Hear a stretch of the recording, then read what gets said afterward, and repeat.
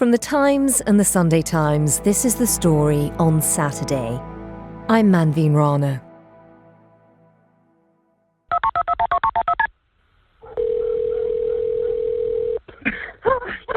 Conner County Communications. Carlton, I have an Alex Murdaugh on the line, caller from 4147 Moselle Road. He's advising that his wife and child was shot. It's 4147 Moselle Road. I've been up to it now. It's bad. Okay, and are they breathing?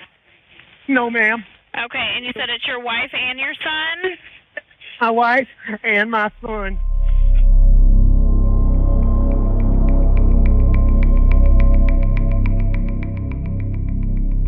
Alex Murdaugh seemed to have it all. A wealthy lawyer, heir to one of South Carolina's most powerful legal dynasties, a loving husband, and by all accounts, a doting father. Then, in June 2021, his wife Maggie and their 22-year-old son Paul were found shot dead outside the kennels of the family's country estate. Somebody going to check them? Yes, sir. They've already checked them. They did check them? Yes, sir. It's official that they're dead? Yes, sir. That's what it looks like.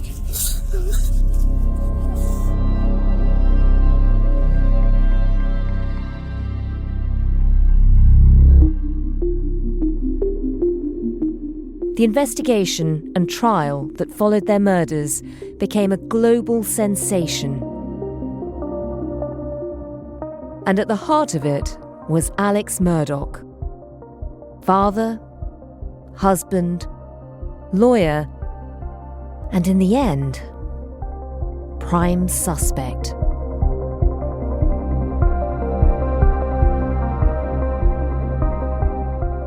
One writer, James Lasden, has spent years charting the shocking revelations and plot twists in this extraordinary mystery. He's now written a book, The Family Man, which seeks to answer the question that still remains unsolved. What really happened?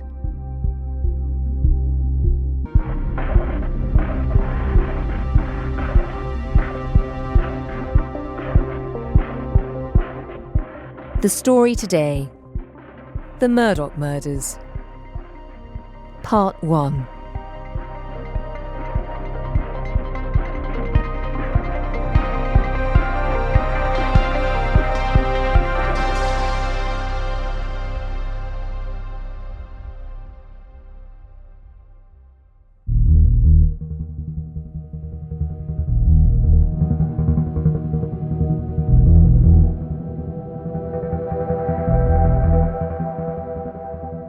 This is a story that has so many bizarre twists and turns.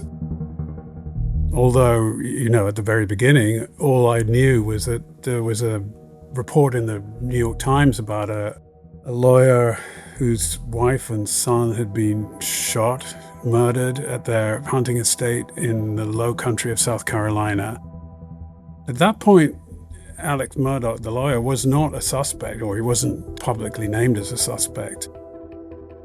I noticed the story, but it didn't seem like something that I would be particularly able or interested in writing about. And then 3 months later, there's this very strange episode on the side of a country road near the family home in Moselle.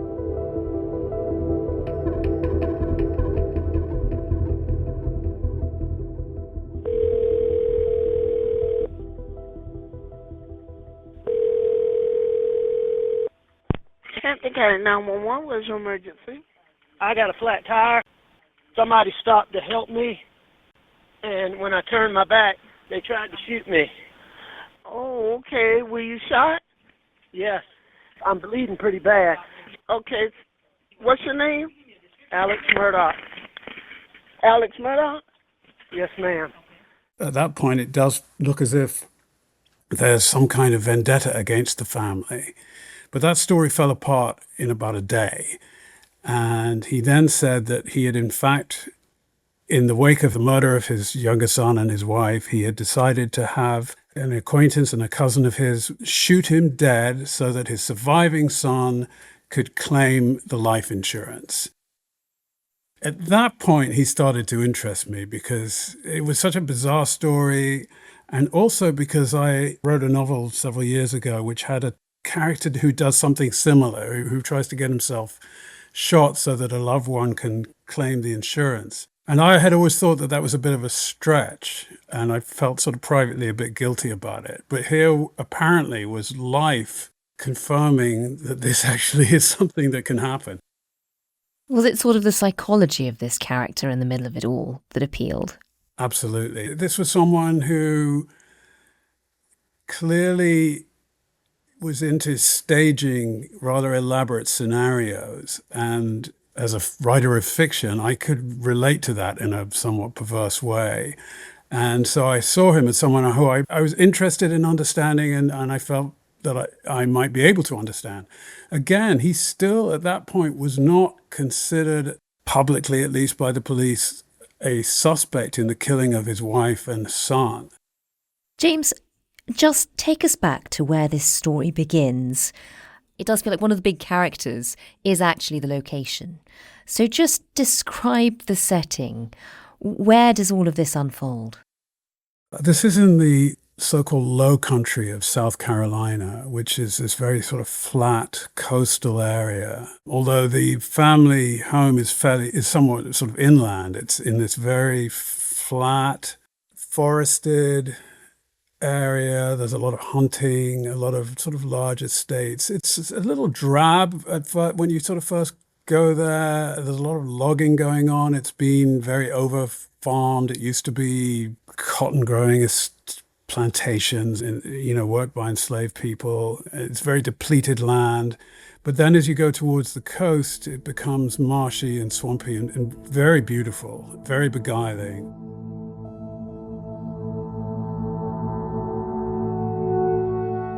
James, tell us about the main character, the person who drew you into this, the fascinating psychology of Alex Murdaugh. Who is he? Tell us a bit about his background.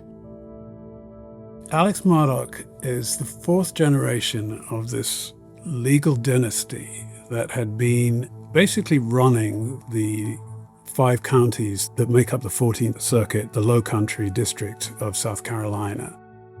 For 3 generations prior to him, they had been what they call the solicitors. They'd occupied that office. That's the prosecutor, basically, of the district. Well, at the same time, they had also run a very profitable business doing civil litigation. They had a complete lock on law enforcement and litigation in that area. They were very powerful. They were respected, I suppose, in a way, in the sense that people didn't want to cross them. Anyway, he didn't become the solicitor, but he joined the family firm PMPED, which was this very profitable civil litigation firm. And he was, by all accounts, pretty good at what he did. He was a very good courtroom lawyer, very theatrical. Again, by all accounts, a gift for sort of getting into the emotions of a case and working on the emotions of a jury.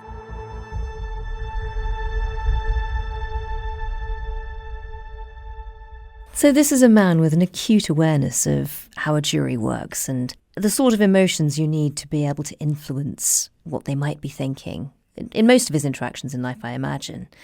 What does he look like? I loved the fact that, like so many people in this part of the South, he also has a nickname. His nickname was Big Red. He was 6'4" or 3", very tall guy, had been very athletic, had got very sort of a little overweight, plump, heavy by the time of the murders, but he was very striking. He had red hair. His sons both had this vivid red hair. He's the sort of person to go into a room and, immediately stand out. And was a real glad-hander, was very sociable. He had this gift for making everybody feel like family. Even people with every reason to sort of hate him and dislike him would talk about how good he was at making them feel like a brother or like family or like kin. And you mentioned his son. Tell us a bit about his family and how were his family viewed locally? You get conflicting reports about that. His wife, Maggie, was seen by some people as a little haughty, a little standoffish, but other people I spoke to thought she was absolutely delightful, had a great sense of humor. A lot of people said she was very in love with her husband and found him hilarious. Other people said they were at the point of divorce. It's quite hard to get to the bottom of that. I think the most reliable witness was her sister, who testified that it was a fundamentally happy marriage. It had its problems, but it was a fundamentally happy marriage. The two sons were both being brought up to go to law school. I mean, Buster, the older son, was at law school. Well, he had been at law school, but he had been thrown out allegedly for plagiarizing. The younger son, Paul, was known to be a kind of live wire, a bit of a troublemaker. He had a drinking problem, and he was known to drink so much that he would kind of tip into a different personality, which even had a name. His friends would call him Timmy when he got so drunk that he would suddenly become a different person. Very aggressive, physically very strange. He would start holding out his arms. He would sometimes take his clothes off.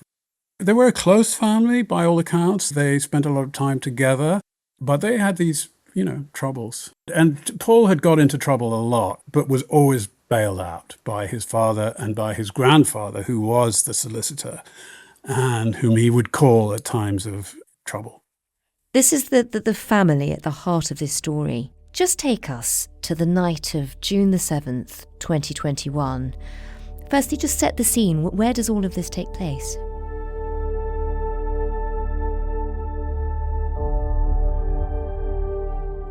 Well, this is at Moselle, which is this 1,770-acre hunting estate that the family had bought, and they had moved into it. It had become the family home near Hampton, which is the county seat of Hampton County. It's pretty secluded. It sits quite a long way back from the road. There's a long driveway, there are several outbuildings, and there are these kennels. They kept a lot of dogs for hunting. They'd had dinner together. Maggie and Paul go to the kennels, and they are murdered there.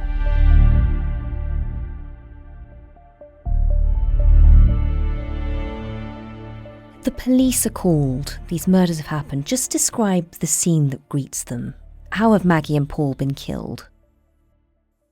They were killed with two separate weapons. They were shot at close range. Paul was shot twice with a shotgun at very close range.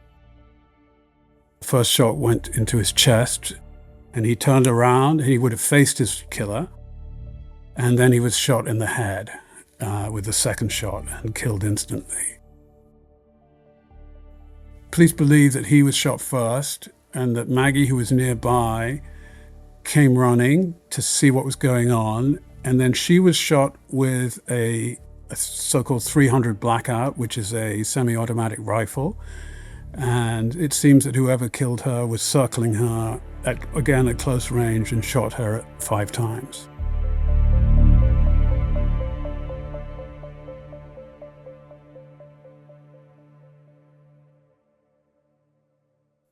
When the police arrive to this horrific scene, what does the third member of this family who'd been there that night, what does Alex tell them? He had gone out after dinner to visit his mother, who was suffering from Alzheimer's, and that was about 20-minute drive away. My mom has late stages Alzheimer's, and my dad is in the hospital. Okay. I left, I don't know what time. I can go back on my phone and tell you the exact times. Did you check? Okay. Did I check what? Did you check them? We got medical guys that's what they're gonna do, okay? What are they doing? Can they hurry? They are, yes sir. That gentleman that was out here already, he's one of the battalion chiefs, okay?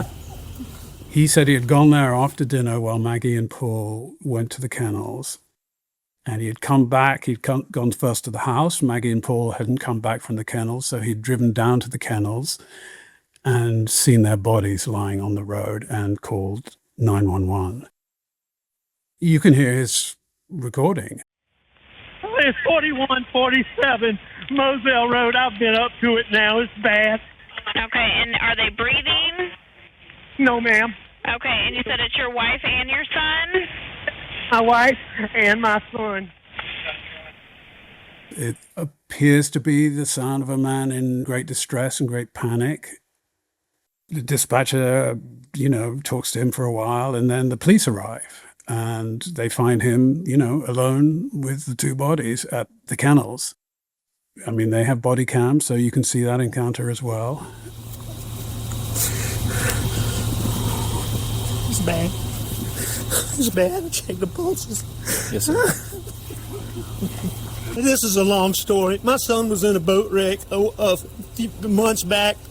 He's been getting threats. Most of it's been benign stuff we didn't take serious. Okay. He's been getting punched. I know that's what it is. Okay. Tell us about that incident and the sort of threats that Paul had been receiving since. In 2019, Paul and some friends were at a party late at night, which they'd traveled to by boat, and they were drinking all the way. And Paul especially was drinking a lot and continued drinking on the way back. The boat crashed into a bridge. Almost certainly Paul was driving it at the time. And a young woman called Mallory Beach was killed in that crash. She was thrown out of the boat and concussed after hitting her head against a bridge and was found dead a week later. But very early on, it became clear that the family was going to be doing everything it could to avoid responsibility. Eventually, police charged Paul with the death of Mallory Beach, and he was going to face criminal charges for this. But it was believed, probably with some justification, that the family was still going to get him off somehow. They hired the most powerful lawyer in South Carolina, who's also a state senator, a man called Dick Harpootlian. And given their known sort of power over local juries and all the rest of it, it was widely believed that Paul would probably might well get off. And he had been receiving threats during the 2 years between the crash and the murders. So it was true what Alex told police, that his son Paul had been getting threats. That's what I believed at the time, and I think what everybody believed, that these murders were somehow to do with the threats that Paul had been getting.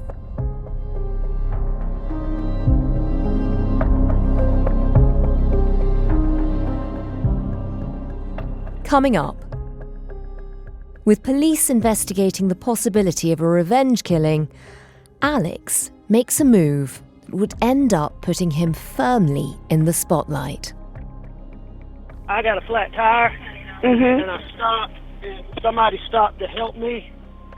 And when I turned my back, they tried to shoot me. That's next.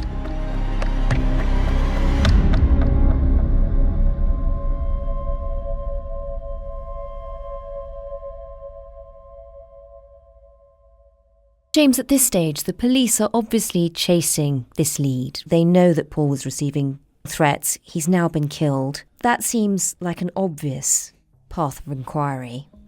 And then, 3 months later, while the police are still investigating, something pretty extraordinary happens to Alex. Just take us back to that day and just describe what happened.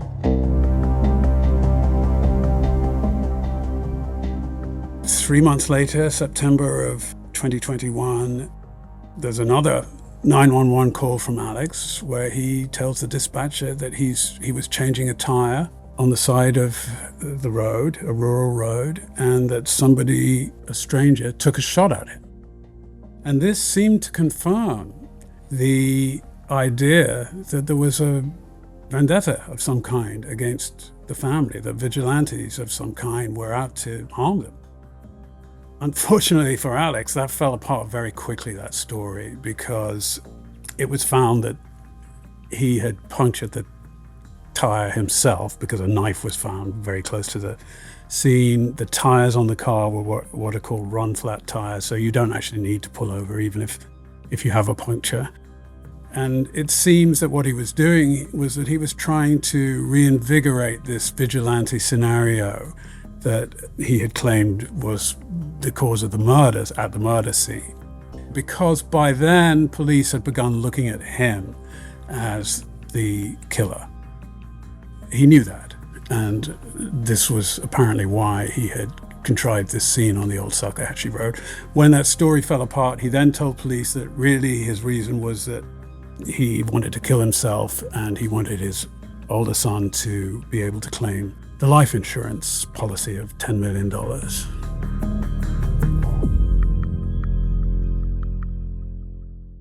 That's a very unusual scenario. So, James, you've described this incident where Alex stages his own shooting. He's caught out. The police know he wasn't behind it. He justifies it, as you said, because he says he's trying to be helpful to his eldest son. At that stage, just tell us a bit about what the police start to discover in terms of his own finances. Well, they discovered very quickly that day or the day before, he had been confronted by his law firm with embezzling a large amount of money, it's millions, and that he had stolen from them and that he had stolen from his clients. He admitted that right away. He said that that was also a reason why he wanted to kill himself, because he thought everyone would be better off with him dead. What also came out at that point was that he had this opioid addiction. He blamed his embezzlements entirely on that. He said he had a terrible opioid addiction.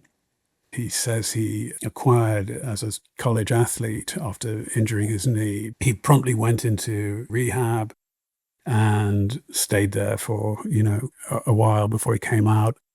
But he still wasn't charged with the murders of Maggie and Paul at that point, even though he had become the main suspect. You described the embezzling up to millions from his law firm. It turns out he was also effectively robbing some of his clients, some who had been friends since childhood. Just tell us some of the worst of what we learned about his financial fraud. He had invented a way of stealing. It required collaborators, one collaborator in particular at a bank called the Palmetto Bank, a man called Russell Lafitte. He would win these big settlements for people in personal injury cases, people who'd been, injured in a car crash or whatever. He'd win settlements. He'd have the settlements deposited at this bank. And with the help of his collaborator, Russell Lafitte, he would simply plunder them. And nobody ever knew it. This had been going on for years, and none of the clients ever knew that their settlements were being plundered. Sometimes he would steal the entire amount. Sometimes he would just steal a portion of it. And he would then use another settlement to sort of top up the balance of the first one. So it was like a sort of Ponzi scheme. And, he was able to keep this going for at least 10 years. And not a single person ever suspected that they had had money taken from them until it all came out. Then they all found out that the hundreds of thousands of dollars they all thought they had deposited at the Palmetto Bank was no longer there. I mean, that is extraordinary. At what point do the police go from unravelling this complex financial fraud and realising that Alex Murdaugh isn't quite the man they thought he was, to thinking he might also be involved with the murder of his wife and son? They discovered fairly early on that the day of the murders, he had also been confronted by the chief financial officer at his law firm. She hadn't yet got conclusive evidence that he was stealing, but she did know that some fees that were supposed to go to the firm were not accounted for. She'd confronted him about these missing fees, but again, she wasn't quite accusing him of theft, but he would have known that things were getting bad. And this was what the police and the prosecutors were later to call the gathering storm theory of their motive, that he knew things were about to get bad, and that therefore he needed to create some large distraction so that he could buy himself time to put the fees back where they were supposed to be and weasel out of getting accused of theft. And that's why they believe that he killed Maggie and Paul. And they also found some pretty crucial evidence that would certainly question his alibi. And that comes down to Paul's phone. Tell us what they found. This was the biggest thing that they had. From the beginning, he had claimed that after this dinner that they all had together, the three of them, Paul and Maggie had gone to the kennels, which is where they were later murdered. But he had not gone to the kennels. He had stayed at the house, he had dozed for an hour or so, and then he had driven straight to his mother's house. The police had a witness who had spoken on the phone to Paul while Paul was at the kennels. And this witness was almost certain that he had heard Alex in the background at the kennels while he was talking to Paul. But it was just his say-so, and he told the police that he was 99% sure that he heard Alex's voice in the background. And they asked him, at each of the three big interviews that he gave them, they asked him, "Are you sure you weren't at the kennels after dinner?" And each of the three times he said, "No, I was not." What did you do once Maggie and Paul left? I stayed in the house. Okay. And I was watching TV, looking at my phone, and I actually fell asleep on the couch. Okay. Police were able to unlock Paul's phone, and on it they found a video that he had made of a dog to send to this friend he'd been talking to. And on the video, you can clearly hear Alex in the background.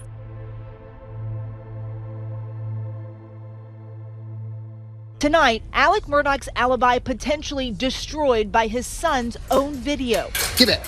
Get back! Placing him at the murder scene minutes before his wife and son were shot to death. In the video, you can see Paul going into a pen on the family's property to check on a friend's dog. In the background, you hear other voices. Hey, he's got a bird in his mouth! Bubba. Hey, Bubba. It's a guinea. This is a chicken. Come here, Bubba. Come here, Cash. Come here, Bubba. Cash. That placed him definitively at the kennels after dinner, where he had said 3 times that he was not. That was a terrible lie that he had been caught in. Ultimately, this entire case seems to come down to a period of 13 minutes. Just tell us why they're so crucial. The comings and goings of all 3 of the people at Moselle that night are eerily well preserved in the form of cell phone evidence, and particularly in Alex's case, what's called the OnStar evidence from his car, which tells you what's happening in the car and where it is at any given moment while it's being driven. So they're able to pinpoint pretty much everything in terms of the comings and goings of these 3 people, except for the 13 minutes around the time of the actual killing. We know that at 8:44, Paul takes the video of this dog's injured tail. An incoming text from his friend asking for a photo of the dog's tail comes in at 8:49, and that text is never opened. Police inferred from that probably Paul had been killed already by 8:49, which is also a few seconds later, the time when Maggie's phone locks. It then rather mysteriously moves around 4 minutes later. We're not sure where, because you can tell that steps are being taken, but you can't necessarily tell where they are.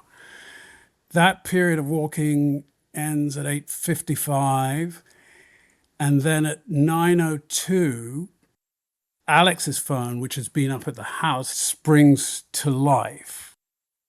At 9:06, Maggie's phone logs an orientation change, which means somebody's moved it around. We know that between the time of Paul's phone locking at 8:49 and 9:02, which is 13 minutes later, Alex's phone coming to life, we know that the murders took place during those 13 minutes.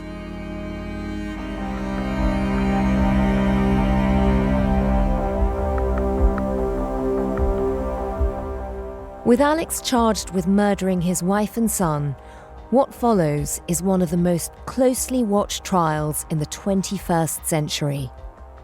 Mr. Murdaugh, should you take this gun or any gun like it and blow your son's brains out on June 7th or any day or any time?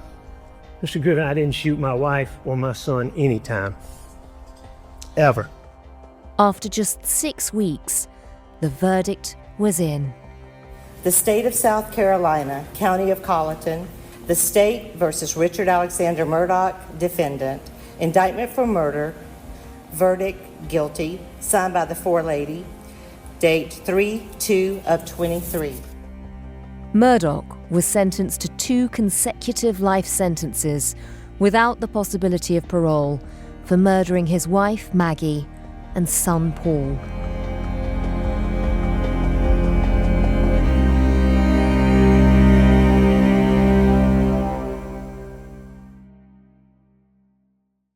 You would think this is where the story ends. But fast forward to 3 years later. Breaking news out of South Carolina, where the state Supreme Court overturned disgraced attorney Alex Murdaugh's double murder convictions and ordered a new trial in the killings of his wife and his son.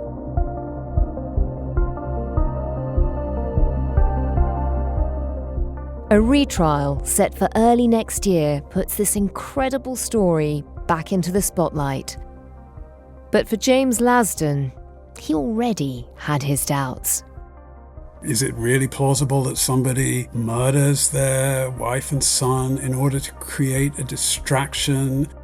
Is it really plausible that someone who's the sort of 4th generation of a legal dynasty that had run law enforcement wouldn't know that he would become a prime suspect just by virtue of being the only person at the scene? Could he really imagine he was going to get away with it? I still found it hard to accept that motivation. Did Alex Murdaugh kill his wife and son? And with a retrial looming, will we ever get to the bottom of what happened in those 13 minutes? That's next time.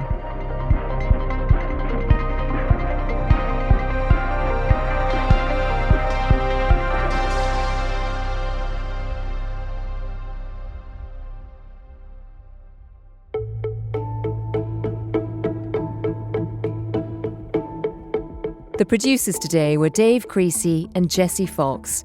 Sound design was by Dave Creasy, and the executive producers were Sophie McNulty and Edward Drummond. You can find James's book, Family Man, Blood and Betrayal in the House of Murdaugh, at thetimesbookshop.com. You can also find his piece, Why I Thought Alex Murdaugh Might Be Innocent, online at thetimes.com. I'm Manveen Rana. Do join us for part 2 tomorrow.